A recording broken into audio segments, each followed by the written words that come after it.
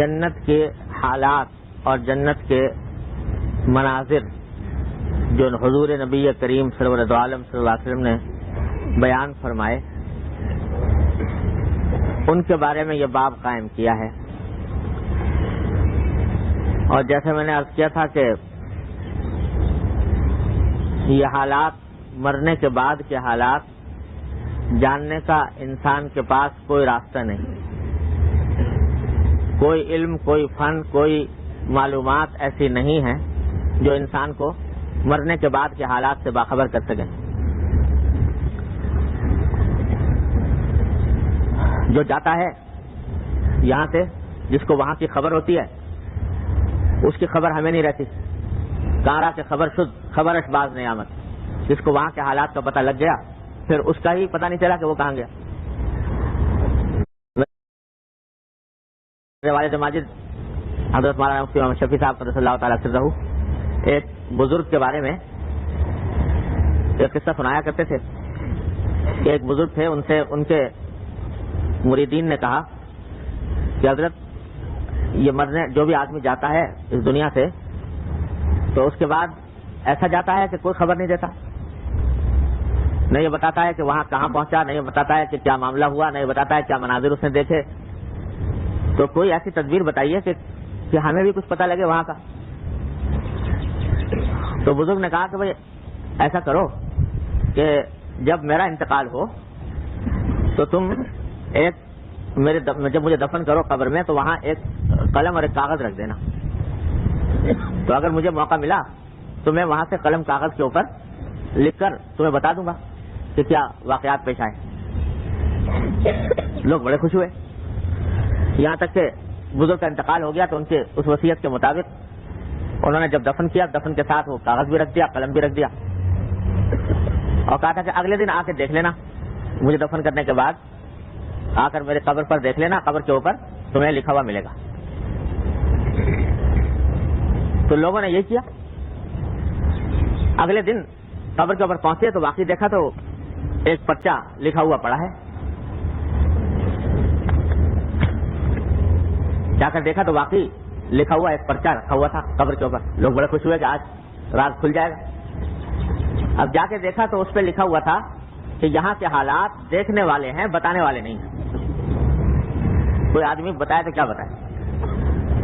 اللہ عالم یہ واقعہ کیسا ہے، سچا ہے، جھوٹا ہے، اللہ تعالیٰ کی قدرت میں ہے کہ ایسا کر دیتے. سچا بھی ہو سکتا ہے، غلط بھی ہو سکتا ہے، ایسے گھڑا بھی ہو سکتا ہے. لیکن حقیقت یہی ہے کہ وہاں کے حالات بتانے کے نہیں ہیں، دیکھنے کے ہیں. اسی واسطے اللہ تعالیٰ نے اس کو ایسا راز رکھا کہ کسی شخص کے اوپر لیک نہیں ہوتا دراصل کہ کیا ہونے والا ہے. بس جتنا بتا دیا قرآن نے اور حضور اقدس نبی کریم سرورت عالم صلی اللہ علیہ وسلم نے، اس سے زیادہ کسی کو معلوم ہونے کا کوئی راستہ نہیں. تو یہ آخری باب اسی بارے میں ہے. اور اس میں پہلی روایت نقل کی حضرت مغیرہ بن شعبہ رضی اللہ تعالیٰ عنہ سے. وہ کہتے ہیں کہ حضرت موسیٰ علیہ السلام نے اللہ تعالیٰ سے پوچھا کہ اے پروردگار یہ بتائیے کہ آپ کے نزدیک جنت والوں میں سب سے کم درجہ کس کا ہوگا. یہ جنت میں سب سے کم درجہ کس کا ہوگا، سب سے ادنا آدمی جنت والوں میں کون ہوگا. تو اللہ تبارک و تعالیٰ نے جواب میں فرمایا کہ ایک بندہ ہوگا میرا کہ جب سارے جنت والے جنت میں چلے جائیں گے، جہنم والے جہنم میں چلے جائیں گے، تو ایک آدمی جنت میں داخل ہونے سے رہ گیا ہوگا، جنت کے آس پاس کے علاقے میں بیٹھا ہوگا، جنت کے آس پاس کے علاقے میں بیٹھا ہوگا. تو اللہ تبارک و تعالیٰ اس سے فرمائیں گے کہ یہ بتاؤ کہ تم جب دنیا میں تھے تو یا دنیا میں رہنے کے دوران تم نے جو بڑے سے بڑے بادشاہوں کا ذکر سنا ہوگا، دنیا کے بادشاہوں کا، تو ان بادشاہوں کی میں سے جس کا تم چاہو 4 بادشاہوں کا میرے سامنے نام لو، جتنے بڑے بڑے بادشاہ تم نے دیکھے، اور ان کی سلطنت کے جتنے حصے کا تم چاہو نام لو، کہ جس کا تمہارا دل چاہتا ہو کہ ایسی سلطنت تمہاری بھی ہو جائے، فلاں بادشاہ جیسی ہو جائے، فلاں بادشاہ جیسی ہو جائے. 4 بادشاہوں کا نام لو. تو وہ کہے گا کہ پروردگار مجھے فلاں بادشاہ کے حالات میں نے سنے تھے، وہ اس کی سلطنت بڑی عظیم تھی، اس کے اوپر بڑی نعمتیں اس کو ملی ہوئی تھیں، تو میرا بھی دل چاہتا ہے کہ ویسی سلطنت مجھے بھی مل جائے، ویسی نعمتیں مجھے بھی مل جائیں. یہاں تک کہ وہ 4 مختلف بادشاہوں کی سلطنتوں کا نام لے گا. تو اللہ تعالیٰ فرمائیں گے کہ اچھا یہ بتاؤ کہ ان کی سلطنتوں کے نام تو تم نے لے لیے، بادشاہوں کے نام لے لیے، لیکن جو جو لذتیں ان کو ملی ہوئی تھیں، جن کا تم نے کبھی تذکرہ سنا ہوگا کہ فلاں بادشاہ ایسے عیش میں ہے، ایسے آرام میں ہے، تو جو لذتیں ان کو ملی ہوئی تھیں ان میں سے کوئی لذت بتاؤ جس کو تمہارا دل چاہتا ہو. تو وہ بھی پھر اس کے نام لینا شروع کرے گا. جی میں نے سنا تھا کہ فلاں اس کو یہ عیش آرام میسر ہے، ایسی عیش آرام میسر ہے، وہ نام لیتا چلا جائے گا. تو اب اللہ تعالیٰ سے پوچھیں گے کہ یہ بتاؤ کہ جن بادشاہوں کا تم نے نام لیا، جتنی سلطنتیں تم نے گنوائی اور ان کی جن لذتوں اور نعمتوں کا تم نے ذکر کیا، اگر وہ سب تمہیں مل جائیں تو راضی ہو جاؤ گے، خوش ہو جاؤ گے؟ تو بندہ کہے گا کہ یا اللہ اس سے بڑی اور کیا بات ہو سکتی ہے، ضرور راضی ہو جاؤں گا. تو باری تعالیٰ فرمائیں گے کہ جتنی لذتوں کا تم نے نام لیا، جتنی سلطنتوں کا تم نے نام لیا، اس سے 10 گنی زیادہ تمہیں عطا کرتا ہوں اس جنت میں، اس سے 10 گنی زیادہ تم کو عطا کرتا ہوں. تو اللہ تعالیٰ فرمائیں گے حضرت موسیٰ علیہ السلام سے کہ جنت کا سب سے ادنا آدمی، یعنی سب سے کم تر جس کو ثواب ملا، سب سے کم تر جس کو جزا ملی، وہ یہ شخص ہوگا جس کو یہ کہا جائے گا. تو موسیٰ علیہ السلام فرمائیں گے اللہ تعالیٰ سے کہ یا اللہ جب یہ ادنا آدمی کا یہ حال ہے کہ جو سب سے ادنا ہے، سب سے کم تر ثواب جس کو ملا ہے، اس کا یہ حال ہے، تو جو آپ کے پسندیدہ بندے ہوں گے، جن کو اعلیٰ ترین درجات عطا کیے گئے ہوں گے، ان کا کیا حال ہوگا؟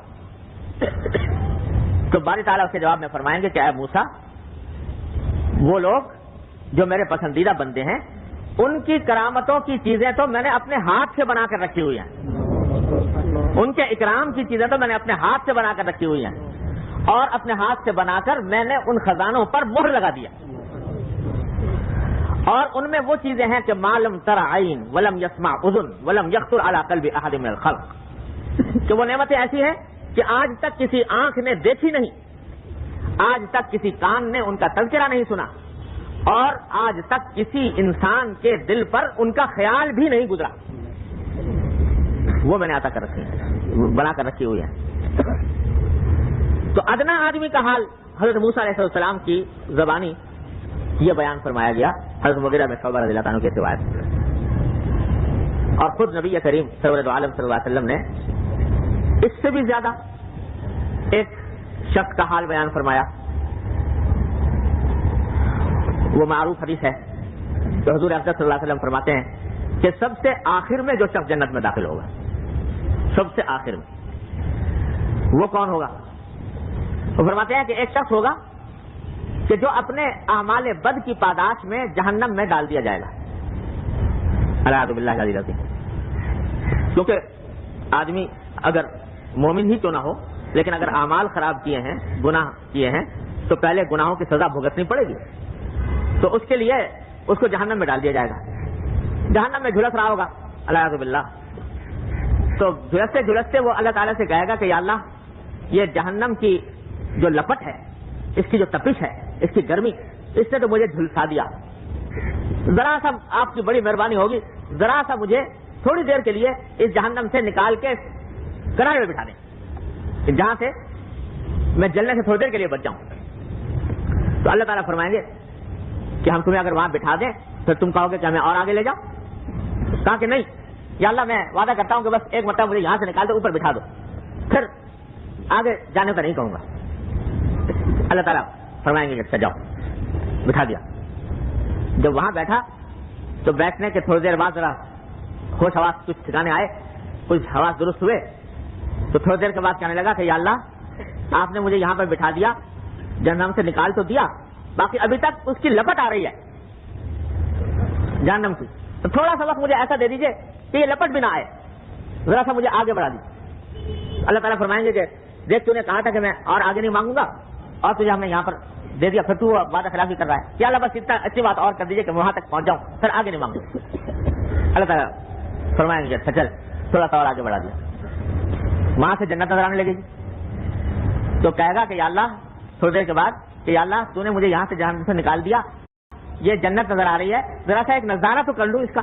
اس کے دروازے کے پاس جا کر دیکھ چلوں کہ یہ کیا چیز ہے. اللہ تعالیٰ فرمائیں گے پھر تو وعدہ خلافی کرتا ہے. کہا کہ جب اللہ جب تو نے آپ نے اپنے کرم سے مجھے یہاں تک پہنچایا تو ایک نظارہ مجھے، ایک نظر، ایک جھلک مجھے اس کی بھی دکھا دی. اللہ تعالیٰ کہیں گے جب تجھے دکھاؤں گا تو کہے گا مجھے اندر داخل کر دیجیے. کہا کہ نا بس مجھے ایک جھلک چاہیے، جھلک دیکھ لوں پھر آگے نہیں کہوں گا. اللہ تعالیٰ وہاں لے جائیں گے. جب وہاں تھوڑی دیر گزرے گی تو کہے گا یا اللہ تو ارحم الراحمین ہے، تو نے جب مجھے جنت کے دروازے تک پہنچا دیا تو اے اللہ اپنے فضل سے مجھے اندر بھی داخل کر دی. تو اللہ تعالیٰ فرمائیں گے ہم تو تجھے پہلے ہی کہہ رہے تھے کہ تو وعدہ خلافی کرے گا، لیکن چل جب تو نے ہمیں اپنی رحمت سے یہاں پر تجھے پہنچا دیا تو چل تجھے اندر جنت میں داخل کر دیتے ہیں، اور جنت میں تجھے اتنا بڑا رقبہ دیتے ہیں کہ جتنا پوری کرۂ زمین کا رقبہ ہے اتنا تجھے جنت میں رقبہ ہم تجھے عطا کر دیتے ہیں. تو کہا اللہ تو ارحم الراحمین ہے، میرے ساتھ مذاق کرتے ہیں آپ، یہ میں کہاں اور جنت کا اتنا بڑا رقبہ کہاں؟ تو اللہ تعالیٰ فرمائیں گے کہ میں مذاق نہیں کرتا، واقعی تجھے جنت کا اتنا بڑا رقبہ عطا کر دیا گیا تو وہ دے دیا جائے گا. حدیث میں آتا ہے کہ حضور نبی کریم سرور دو عالم صلی اللہ علیہ وسلم نے یہ حدیث ہنستے ہوئے بیان فرمائی، مسکراتے ہوئے بیان فرمائی، اور جن صحابے نے سنی تھی اپنے شاگرد کو ہنستے ہوئے بیان فرمائی، انہوں نے اپنے شاگرد کو ہنستے ہوئے بیان فرمائی، یہاں تک کہ حضور اقدس صلی اللہ علیہ وسلم کے وقت سے لے کر آج تک جب بھی یہ حدیث بیان کی جاتی ہے تو بیان کرنے والا بھی ہنستا ہے اور سننے والے بھی ہنستے ہیں، مسلسل بالضحک کہلاتی ہے. تو یہ وہ شخص ہے جو سب سے آخر میں جنت میں داخل کیا جاتا ہے. اب اندازہ کیجئے کہ سب سے آخر میں داخل ہونے والے کے لیے یہ کہا جا رہا ہے کہ جتنا پورا کرۂ زمین ہے اتنا تجھے عطا کر دیا گیا. اللہ اللہ. بات وہی ہے کہ آج ہم لوگ یہاں بیٹھے ہیں اس دنیا میں، اس عالم کی ہوا نہیں لگی، اس کا پتہ نہیں، اس واسطے اس کی وسعتوں کا کوئی اندازہ کر ہی نہیں سکتے. تعجب آتا ہے کہ ایک آدمی کو ایک پورے زمین کے برابر جگہ ملے گی، کیسے ملے گی؟ اور ملے گی تو وہ کرے گا کیا؟ اس اتنی بڑی زمین اگر مل بھی گئی تو اس سے کیا فائدہ اٹھائے گا، کیا کرے گا اس کا؟ وہ اس واسطے سمجھ میں نہیں آتا کہ اس عالم کی ابھی تک ہوا لگی نہیں. جو کل پچھلی مرتبہ میں مثال دے رہا تھا کہ جب بچہ ماں کے پیٹ میں ہوتا ہے تو اس کو ابھی تک دنیا کی ہوا نہیں لگی ہوتی، وہ صرف ماں کے پیٹ ہی کو سب کچھ سمجھتا ہے، اور جب دنیا میں آتا ہے تو پتا لگتا ہے کہ وہ ماں کا پیٹ تو کچھ بھی نہیں تھا اس دنیا کے آگے. تو اسی طرح اللہ تبارک و تعالیٰ اپنے رحمت سے ہم سب کو وہ عالم اپنی رضا کے ساتھ دکھا دے تو پتہ لگے کہ واقعتاً کیا چیز ہے وہ اور کیا اس کے حالات ہیں. تو اللہ تبارک و تعالیٰ نے وہ عالم تیار کر رکھا ہے. الحمدللہ ثم الحمدللہ. ہمارے حضرت ڈاکٹر صاحب رضی اللہ تعالیٰ عنہ فرمایا کرتے تھے الحمدللہ وہ جنت مومنوں کے لیے تیار کی گئی ہے، صاحبان ایمان کے لیے تیار کی گئی ہے. تو اگر ایمان رکھتے ہو اللہ جل جلالہ کے اوپر تو یقین کرو کہ وہ تمہارے لیے تیار کی گئی، تمہارے لیے ہے. ہاں اس جنت تک پہنچنے کے لیے اور اس کے راستے کی رکاوٹوں کو دور کرنے کے لیے تھوڑا سا کام کرنا ہے، وہ کام کر لو تو انشاءاللہ وہ جنت تمہاری ہے، تمہارے لیے تیار. تو اللہ تبارک و تعالیٰ اپنی رحمت سے ہم سب کو اپنی رحمت سے اپنے فضل و کرم سے عطا فرما دے. ایک حدیث میں آتا ہے کہ اس روایت میں آتا ہے حضرت سعید بن مسیب رحمۃ اللہ علیہ جو بڑے درجے کے تابعین میں سے ہیں، بڑے اونچے اولیاء اللہ میں سے ہیں، عجیب و غریب بزرگ ہیں، حضرت ابو ہریرہ رضی اللہ تعالیٰ عنہ کے شاگرد تھے. تو ایک مرتبہ وہ کہتے ہیں کہ میں حضرت ابو ہریرہ کے ساتھ جو صحابی بھی ہیں، ان کے استاد بھی ہیں، بڑے بزرگ ہیں، ان کے ساتھ جمعہ کے دن میں کسی بازار میں چلا گیا. حضرت ابو ہریرہ کو کوئی چیز خریدنی تھی تو میں بھی ساتھ چلا گیا. تو ہم نے کوئی چیز خریدی. جب خریدنے کے بعد بازار سے لوٹنے لگے تو حضرت ابو ہریرہ نے مجھ سے کہا کہ اے سعید، میں دعا کرتا ہوں کہ اللہ تعالیٰ مجھے اور تمہیں دونوں کو جنت کے بازار میں جمع کرے، جنت کے بازار میں جمع کرے. اب دیکھو یہ حضرات صحابہ کرام رضی اللہ تعالیٰ مجمعین کی بات کہ وہ ہر آن ہر لمحے آخرت کی کوئی نہ کوئی بات ادنا سی مناسبت سے نکال کر اور اس کے دھیان کو، اس کے ذکر کو، اس کے استحضار کو تازہ کرتے رہتے تھے، تاکہ یہ دنیا کی بات، دنیا کے جو مشغولیات ہیں یہ انسان کو اپنے اندر اس طرح نہ ڈبو ڈالے کہ آخرت بھول جائے انسان. یا دنیا کا کام کر رہے ہیں، بازار گئے ہیں، خریداری کر رہے ہیں، اور خریداری کے دوران یہ بات کہہ دی شاگرد کو کہ اللہ تعالیٰ مجھے اور تمہیں جنت کے بازار میں جمع کر دے. تو سعید بن مسیب رحمۃ اللہ علیہ فرماتے ہیں کہ میں نے حضرت ابو ہریرہ سے کہا کہ کیا جنت میں بھی بازار ہوں گے؟ مطلب ایک سوال یہ پیدا ہوا کہ وہاں تو سنا ہے کہ ہر چیز مفت ملا کرے گی، تو بازار میں تو خرید و فروخت ہوتی ہے، تو کیا جنت میں بھی بازار ہوں گے؟ تو حضرت ابو ہریرہ نے کہا کہ ہاں وہاں پر بھی بازار ہوگا. اور وہ بازار ایسا ہوگا کہ میں نے حضور نبی کریم سرور دو عالم صلی اللہ علیہ وسلم سے سنا ہے کہ ہر جمعہ کے دن جنت میں اہل جنت کے لیے بازار لگا کرے گا. کیسے لگے گا؟ تو حضور اقدس صلی اللہ علیہ وسلم نے اس کی تفصیل بیان فرمائی حضرت ابو ہریرہ کی اس روایت میں کہ جب جنت والے جنت میں چلے جائیں گے اور ہر ایک اپنے ٹھکانے پر پہنچ جائے گا اور خوب آرام سے ہوں گے, مست ہوں گے, اور وہاں سے نکلنے کا یا اس جگہ سے جانے کا کہیں تصور بھی نہیں ہوگا, اتنی نعمتوں کے اندر اللہ تبارک و تعالیٰ رکھیں گے. تو اچانک ایک وقت اعلان ہوگا کہ اب سارے اہل جنت کو دعوت دی جاتی ہے کہ وہ اپنے ٹھکانوں سے باہر آئیں اور ایک بازار کی طرف چلیں, بازار کی طرف چلیں. تو لوگ جو ہیں اس نئی آواز اور نئے اعلان کی بنیاد پر باہر نکلیں گے اور چلیں گے. تو ایک ایسا بازار ہوگا جس کے اندر ایسی عجیب و غریب اشیاء اور ایسی عجیب و غریب نعمتیں جو اس سے پہلے کبھی اہل جنت نے دیکھی نہیں ہوں گی, ان کی دکانیں سجی ہوئی ہیں اور لوگ ان دکانوں کے اندر ان کا نظارہ کر رہے ہیں. لیکن دکانیں سجی ہوئی ہیں لیکن خرید و فروخت نہیں ہوگی, بلکہ ہر ایک اہل جنت کو یہ اختیار دیا جائے گا کہ وہ جو چیز پسند کرے وہ اٹھا لے اور لے جائے. چنانچہ کہتے ہیں کہ اس بازار کے اندر لوگ ایک جگہ سے دوسری جگہ نظارے کرتے ہوئے جائیں گے اور نعمتیں ایک سے ایک نظر آئیں گی اور جس کو جو پسند آئے گی وہ اٹھا لے گا اور لے جائے گا. جب یہ بازار کی یہ شاپنگ ختم ہو جائے گی تو اس کے بعد اللہ تبارک و تعالیٰ کی طرف سے اعلان ہوگا کہ اب سب لوگوں کا ایک اجتماع ہوگا اللہ تبارک و تعالیٰ کے دربار میں, اور کہا جائے گا کہ آج وہ دن ہے جو جب دنیا میں تم تھے تو دنیا کے اندر جمعہ کا دن جب آیا کرتا تھا تو تم لوگ جمعہ کی نماز کے لیے اپنے گھروں سے نکل کر سب لوگ ایک جگہ جمع ہوا کرتے تھے, وہ اجتماع ہوتا تھا. تو آج اللہ تبارک و تعالیٰ اس اجتماع کا صلہ تم کو اس جنت کے اس اجتماع کی صورت میں عطا فرمانے والے ہیں, اور اللہ جل جلالہ کا دربار لگا ہوا ہے تو وہاں تمہیں دعوت دی جاتی ہے. تو سارے اہل جنت اس اللہ تبارک و تعالیٰ کے دربار میں پہنچیں. وہ دربار کیسا ہوگا کہ ہر شخص کے لیے اس میں پہلے سے کرسیاں لگی ہوئی, اور کرسیاں بھی اس حدیث میں یہ ہے کہ کرسیاں اس طرح ہوں گی کہ کسی کی کرسی جواہر سے بنی ہوئی, کسی کی کرسی سونے سے بنی ہوئی, کسی کی کرسی موتیوں سے بنی ہوئی, کسی کی کرسی چاندی سے بنی ہوئی, اور اس طرح حسب درجات جتنا اعلیٰ درجے کا آدمی ہوگا اتنی اس کی کرسی شاندار ہوگی. ان کرسیوں پر لے جا کر ہر ایک کی نشست مقرر ہوگی اور ان کرسیوں پر لے جا کر بٹھا دیا جائے گا. اور ساتھ ہی حدیث میں یہ بھی ہے, اس حدیث میں یہ بھی ہے کہ جس کی جیسی کرسی ہوگی, باوجود ہے کہ درجات میں فرق ہے, لیکن جس کی جیسی کرسی ہوگی وہ اس کو اتنا بہتر سمجھے گا کہ اس کے دل میں یہ حسرت نہیں ہوگی کہ کاش مجھے ویسی کرسی مل جاتی جیسی کہ وہ بیٹھا ہوا ہے. کیونکہ غم تو ہے نہیں اس دنیا میں, اس جنت کے عالم میں حسرت کا کوئی تصور نہیں. اس واسطے اللہ تبارک و تعالیٰ اس کو وہ اسی پر اتنا مطمئن فرمائیں گے کہ اس کو کوئی خواہش نہیں ہوگی کہ صاحب فلاں اعلیٰ درجے کی کرسی مل جاتی, اس کرسی پر لے جا کر بٹھا دیا جائے گا سب. اور جو سب سے کم رتبے کے لوگ ہوں گے جنت میں, ان کو ان کرسیوں کے گردا گرد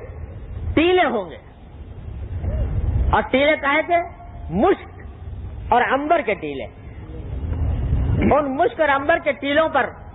ان کی نشستیں مقرر ہوں گی, اس پر بٹھا دیا جائے گا. جب سارے اہل جنت اس دربار میں اللہ تبارک و تعالیٰ کی طرف سے اس طرح بٹھا دیے جائیں گے کہ ہر ایک اپنی نشست پر بیٹھ چکا ہوگا, تو ایک روایت میں آتا ہے کہ اس وقت اللہ تبارک و تعالیٰ اس دربار کا آغاز اس طرح ہوگا کہ حضرت اسرافیل علیہ السلام سے, جنہوں نے سور پھونکا تھا قیامت کا, ان سے اللہ تبارک و تعالیٰ اپنے کلام کو ایسے خوبصورت لہن میں سنوائیں گے کہ ساری دنیا کی اور کائنات کی موسیقیاں اور نغمے اس کے آگے ہیچ ہوں گے. وہ نغمہ سنوایا جائے گا, اور نغمہ سنوانے کے بعد پھر روایت میں آتا ہے کہ آسمان کے اوپر بادل چھا جائیں گے, جیسے کہ گھٹا آ جاتی ہے اور بارش برسنے کے قریب کا وقت ہوتا ہے, اس طریقے سے بادل آ جائیں گے, اور لوگ ان بادلوں کی طرف دیکھیں گے. جب بادل آ کر چھا چکے ہوں گے اور لوگ اس کی طرف دیکھ رہے ہوں گے، تو ان بادلوں میں سے اللہ تبارک و تعالیٰ کی طرف سے زعفران اور مشک کا چھڑکاؤ ہوگا تمام اہل دربار کے اوپر، اور اس کے نتیجے میں خوشبو سے پورا ایوان مہک اٹھے گا، ایسی خوشبو سے جو اس سے پہلے کبھی کسی نے سونگی نہیں، کبھی اس کا تصور نہیں کیا، ایسی خوشبو سے مہک اٹھے گا۔ پھر روایت میں آتا ہے کہ اللہ تبارک و تعالیٰ کے حکم سے ایک ہوا چلے گی، اور اس ہوا کے چلنے کے نتیجے میں ہر ایک انسان کو اس ہوا سے اس قدر فرحت اور اس قدر نشاط حاصل ہوگا کہ اس فرحت اور نشاط کے نتیجے میں ہر انسان کا حسن و جمال دوبالا ہو جائے گا، اس کی صورت، اس کا سراپا کہیں زیادہ خوبصورت حسین ہو جائے گا ہوا کے چلنے کے نتیجے میں۔ پھر اللہ تبارک و تعالیٰ کی طرف سے جنت کا مشروب سارے حاضرین کو پلایا جائے گا، اور وہ مشروب ایسا ہوگا کہ اس کی لذت دنیا کے کسی مشروب کی لذت سے تشبیہ اس کو نہیں دی جا سکتی، ایسا پرسرور مشروب ہوگا۔ جب وہ مشروب پلایا جا چکے گا تو اللہ تبارک و تعالیٰ کی طرف سے پوچھا جائے گا کہ اے جنت والو، یہ بتاؤ کہ کیا دنیا میں ہم نے تم سے جو وعدے کیے تھے کہ تمہارے اعمال صالحہ کے بدلے میں، تمہارے ایمان کی جزا میں ہم تمہیں فلاں فلاں نعمتیں دیں گے، کیا وہ ساری کی ساری تمہاری پوری ہو گئی یا کچھ باقی ہے؟ تو سارے اہل جنت بیک زبان عرض کریں گے کہ یا اللہ، اس سے بڑی نعمتیں اور کیا ہوں گی جو آپ نے ہمیں عطا فرمائی ہے؟ سارے وعدے ہمارے سامنے پورے کر دیے گئے اور ساری نعمتیں آپ نے ہمیں عطا فرما دی، اب اس کے بعد تو ہمیں کسی چیز کی خواہش نظر نہیں آتی۔ کہا کہ بتاؤ کہ کیا اب بھی تمہیں کسی چیز اور چیز کی خواہش ہے کہ نہیں؟ تو وہ کہیں گے کہ اہل جنت کہیں گے کہ ہمیں تو اب کوئی اور خواہش نظر نہیں آتی، ساری راحتیں حاصل، ساری لذتیں حاصل، اب اور کیا نعمت؟ لیکن اس وقت بھی روایت میں آتا ہے کہ علماء کام آئیں گے، بعض لوگ تو کہہ دیں گے جی اور کسی چیز کی حاجت نہیں، تو بعض لوگ جو ہیں وہ جا کے علماء سے پوچھیں گے کہ یہ آپ بتائیے کوئی کون سی چیز ایسی ہے جو بھی باقی رہ گئی؟ تو علماء اس کے جواب میں عرض کریں گے کہ یہ کہو کہ ہاں ابھی ایک نعمت باقی ہے اور وہ ہے اللہ آپ کا دیدار۔ چنانچہ جب ان کی طرف سے یہ کہا جائے گا تو اللہ تبارک و تعالیٰ فرمائیں گے کہ ہاں یہ نعمت تمہاری ابھی باقی ہے اور اب تمہیں اس نعمت سے سرفراز کیا جاتا ہے۔ اس کے بعد اللہ جل جلالہ کا دیدار ہوگا، اپنا جلوہ اللہ تبارک و تعالیٰ تمام اہل جنت پر۔ تو یہ ایک چھوٹی سی منظر کشی ہے جمعہ کے دن کے اجتماع کی، جو اللہ تبارک و تعالیٰ اپنی رحمت سے اپنے نیک بندوں کو عطا فرمائیں گے۔ اللہ تعالیٰ اپنی رحمت سے، اپنے فضل و کرم سے ہم سب کو بھی اس کا کوئی حصہ عطا فرما دے۔ تو یہ ایک چھوٹی سی جھلک دکھائی ہے، لیکن جیسا میں نے پہلے عرض کیا تھا کہ حقیقت میں کوئی بھی لفظ اور کوئی بھی تعبیر اور کوئی بھی منظر کشی جنت کے حالات کا صحیح مرقع کھینچ نہیں سکتی۔ اس واسطے کہ حضور اقدس صلی اللہ علیہ وسلم نے خود فرما دیا کہ حدیث میں ہے کہ اللہ تبارک و تعالیٰ نے یہ فرمایا ہے، حدیث قدسی ہے، یہ فرمایا ہے کہ میں نے اپنے بندوں کے لیے وہ چیزیں تیار کر رکھی ہیں جو آج تک کسی آنکھ نے دیکھی نہیں، کسی کان نے سنا نہیں اور کسی دل میں اس کا خیال بھی نہیں گزرا، ایسی نعمتیں۔ تو علماء کرام نے فرمایا کہ اگرچہ نام تو دنیا کی نعمتوں جیسے ہیں کہ بھئی وہاں پر پھل ملے گا، مثلا قرآن شریف میں ہے کہ وہاں پر پھل ہوں گے طرح طرح کے، خاص طور سے نام آیا ہے انار کا، آیا ہے انگور کا، آیا ہے اور اس کا کھجور کا آیا ہے، مختلف پھلوں کے نام ہیں۔ تو نام تو دنیا ہی جیسے ہیں، لیکن حقیقت ان کی ایسی ہے کہ دنیا میں ہم اس کا تصور کر نہیں سکتے کہ وہ کیسا کھجور ہے، کیسا انار ہے اور کیسا زیتون ہے اور کیسا پھل ہے۔ اس پھل کا تصور ہم یہاں رہتے ہوئے کر نہیں سکتے، اس کی حقیقت کچھ اور ہے۔ یہ روایات میں ہے کہ محلات ہوں گے، لیکن محلات سے ہم یہ سمجھتے ہیں کہ جیسے دنیا میں کہیں دیکھیں محلات اس واسطے اس کا تصور ایسا آتا ہے، لیکن حقیقت میں وہ محلات، وہ اس کی حقیقت کیا ہے، ہم اس کا یہاں بیٹھ کر تصور نہیں کر سکتے۔ اسی طرح جتنی چیزوں کا ذکر آتا ہے کہ صاحب اس میں شراب ہوگی اور شہد ہوگا اور دودھ ہوگا اور نہر، اس کی نہریں ہوں گی،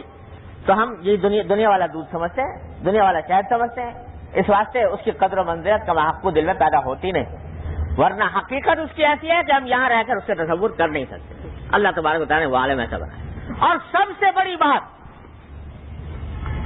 جو ہمارے لیے ناقابل تصور ہے جنت کی نعمتوں میں، جو دنیا میں کسی انسان کے تصور میں آ ہی نہیں سکتی، وہ یہ ہے کہ اس میں قرآن شریف میں فرمایا کہ نہ وہاں پر خوف ہوگا نہ وہاں پر حزن ہوگا، یعنی نہ ماضی کا خوف، ماضی کا غم، اور نہ مستقبل کا اندیشہ۔ یہ وہ چیز ہے جو دنیا میں کبھی کسی بھی انسان کو میسر آ ہی نہیں سکتی، کہ یہاں دنیا کے اندر اللہ تعالیٰ نے عالم ایسا بنایا ہے کہ کوئی خوشی کامل نہیں، کوئی لذت کامل نہیں، ہر خوشی کے ساتھ کوئی نہ کوئی غم ضرور رکھا ہوا ہے، ہر لذت کے ساتھ کوئی نہ کوئی تلخی ضرور لگی ہوئی ہے، کوئی بھی لذت کامل نہیں۔ کھانا کھا رہے ہو بڑا مزہ آ رہا ہے، لیکن اس میں دھڑکا یہ لگا ہوا ہے، زیادہ کھا لیا تو بدہضمی ہو جائے گی، یہ اندیشہ ہے کہ نہیں؟ اور اس بات کا اگر زیادہ لذیذ ہے تو اس بات کا خیال ہوتا ہے کہ بھائی معدے کی جو حدود ہیں وہ اتنی تھوڑی ہے کہ میں اپنی لذت کو پورا کر ہی نہیں سکتا۔ اور کوئی مشروب پی رہے ہو، بڑا اچھا لگ رہا ہے، لیکن ساتھ ہی یہ خیال ہے کہ اگر زیادہ پی لیا تو کہیں ایسا نہ ہو کہ پھندا لگ جائے، اندیشہ ضرور لگا ہوا ہے، کوئی نہ کوئی تکلیف کا، کسی نہ کسی رنج کا، کسی نہ کسی غم کا۔ اللہ جل جلالہ نے اس عالم کو ہر اندیشے سے، ہر غم سے خالی بنایا، کوئی اندیشہ نہیں، کوئی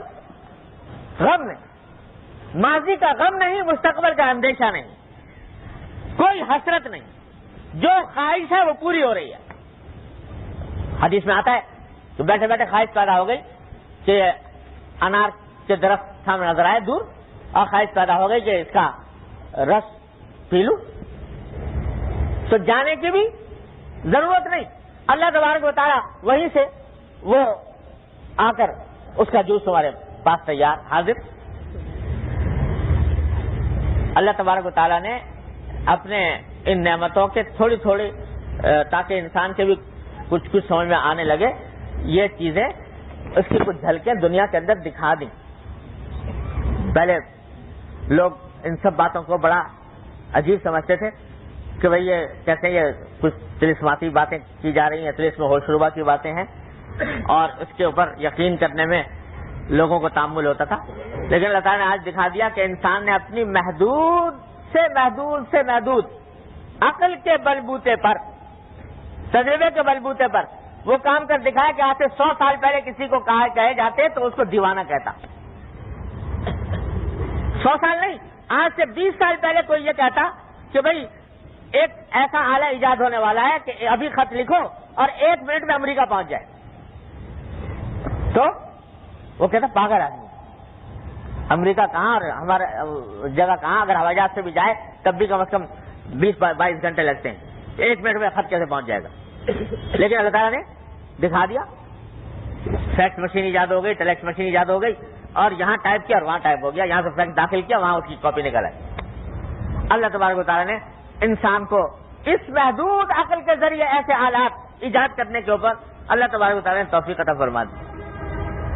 جی تو جب یہ محدود انسان اپنی ذاتی چھوٹی سی عقل کے بلبوتے پر یہ کام کرنے پر قدرت رکھتا ہے کہ یہاں کا خط 1 منٹ میں امریکہ پہنچ جائے، تو کیا اللہ جل جلالہ اپنی قدرت کاملہ سے اور اپنی رحمت کاملہ سے اپنے بندوں کے لیے جنت کے اندر یہ اسباب معین نہیں فرما سکتے کہ ادھر اس کے دل میں خواہش ہو ادھر پوری ہو جائے؟ آج سے چند سال پہلے کوئی کہتا کہ صاحب ایک ایسا مشین ایجاد ہونے والی ہے کہ اس میں کوئی پیچیدہ سے پیچیدہ حساب ڈالو 1 سیکنڈ میں اس کا جواب مل جائے گا، وہ جس حساب کو حل کرنے کے لیے پورا دن چاہیے، سارا دن بیٹھے ضرب تقسیم کرتے رہو تب جا کے کہیں حساب بنے، تو اب یہاں کمپیوٹر کے اندر 1 سیکنڈ کے اندر وہ ڈالا اور 1 سیکنڈ میں اس کا جواب حاضر. 100 سال پہلے کسی سے کہتے تو اس کو بیوقوف کہتا کہ یہ کیسے ہو سکتا, لیکن اللہ تبارک و تعالیٰ نے آنکھوں سے دکھا دیا. تو ہوتا یہ ہے کہ جب تک انسان کے سامنے حقائق نہیں آتے اس وقت تک وہ اعلیٰ درجے کی چیزوں کو ناقابل یقین تصور کرتا ہے. لیکن یہ حضرات انبیاء علیہ السلام جن کو اللہ تبارک و تعالیٰ نے وہ علم عطا فرمایا جو دنیا کے کسی بھی انسان کو عطا نہیں کیا گیا, انہوں نے یہ اطلاعات ہمیں دی ہیں, اور یقیناً اس سے زیادہ یقینی کوئی اور چیز نہیں ہو سکتی کہ یہ ساری خبریں سچی ہیں, 1000 درجے سچی یہ ہونے والی. جب ہے تو بھائی یہ جنت اللہ تبارک و تعالیٰ نے تیار کر رکھی ہے, جیسے قرآن نے فرمایا کہ سابقوا الی جنت عرضها السماوات والارض اعدت للمتقین, دوڑو اس جنت کی طرف جس کا عرض, جس کی وسعت آسمانوں اور زمین کے برابر ہے, اتنی اس جنت کی طرف دوڑو. اور فرمایا اعدت للمتقین, یہ جنت متقیوں کے لیے تیار کی گئی جو اللہ سے ڈرنے والے ہوں, تقوی اختیار کرنے والے ہوں, اللہ کے احکام کی پابندی کرنے والے ہوں. تو یہ جنت اتنی عظیم الشان ہے, اس کی نعمتیں ایسی ہیں, لیکن ساتھ میں حدیث میں نبی کریم سرور دو عالم صلی اللہ علیہ وسلم نے فرما دیا کہ ان الجنت حفت بالمکارہ, کہ ہے تو یہ اتنی زبردست چیز, اتنی عالی شان, اتنی عظیم الشان نعمتوں والی, لیکن اس کو اللہ تبارک و تعالی نے گھیرا ہوا ہے ایسی چیزوں سے جو ظاہری طور پر انسان کے نفس کو ذرا شاخ گزرتی ہیں, ناگوار ہوتی ہیں. جیسے ایک بہت عالی شان باغ ہو, بہت عالی شان باغ ہے, محل ہے, لیکن اس کے گرد کانٹوں کی باڑ لگی ہوئی ہے. تو کانٹوں کی باڑ لگی ہوئی ہے تو اس میں داخل ہونے کے لیے اس کانٹوں کی باڑ کو عبور کرنا ہی پڑے گا. جب تک اس کانٹوں کی باڑ سے نہیں گزرو گے اس باغ کی نعمتیں اور لذتیں حاصل نہیں ہو سکتی. تو اللہ تبارک و تعالیٰ نے اپنی اس عالی شان جنت کے گرد باڑ لگائی ہے, کہے کہ ایسے چیزوں کی جو ذرا انسان کے نفس کو شاخ گزرتی ہیں. کیا کہ کچھ فرائض واجبات دے دیے, بھئی یہ فرائض ہیں, یہ واجبات ہیں, ان کی پابندی کرو. تو شاخ گزرتا ہے کہ بھئی اپنا کام چھوڑ کے اور دوسرے کام چھوڑ کے آدمی نماز کی طرف بھاگے, مسجد میں جائے اور جا کر نماز پڑھے. یہ شاخ گزرتا ہے کہ بہت سی چیزیں جو انسان کا دل چاہتا ہے کہ کرے لیکن ان کو حرام قرار دے دیا گیا, گناہ قرار دے دیا گیا. اس نگاہ کی حفاظت کرو غلط جگہ پہ نہ پڑے, اس نگاہ کی حفاظت کرو کہ یہ نامحرم پر نہ پڑے, اس نگاہ کی حفاظت کرو کہ یہ غلط ناجائز پروگرام نہ دیکھے. تو یہ ذرا انسان کو شاخ گزر رہا ہے کہ بھائی دل تو چاہ رہا تھا, ہمیں روک دیا. یہ ہے وہ کانٹوں کی باڑ جو جنت کے گرد لگی ہوئی ہے. دل چاہ رہا ہے مسجد سے بیٹھے ہیں, کسی کا ذکر آ گیا, دل چاہ رہا ہے کہ خوب غیبت کریں اس کی. اب حکم آیا کہ نہیں, غیبت ہے, گناہ ہے, زبان کو روکو. یہ ہے کانٹوں کی باڑ جو جنت کے گرد لگی ہوئی ہے. اس کو اگر جنت کو حاصل کرنا ہے تو اس کانٹوں کی باڑ کو عبور کرنا ہوگا. اس کے بغیر اس جنت کا تصور, اس جنت کا حصول ممکن نہیں, اللہ تبارک و تعالیٰ کی سنت کی. اور فرمایا کہ دوزخ کے گرد اللہ تعالیٰ نے جو باڑ لگائی ہے وہ شہوات کی ہے, یعنی بڑی دلکش خواہشات کی ہے. دوزخ کے گرد جو ہے وہ دوزخ کو گھیر رکھا ہے بڑی خوشنما چیزوں نے, بڑی خوشنما دیکھنے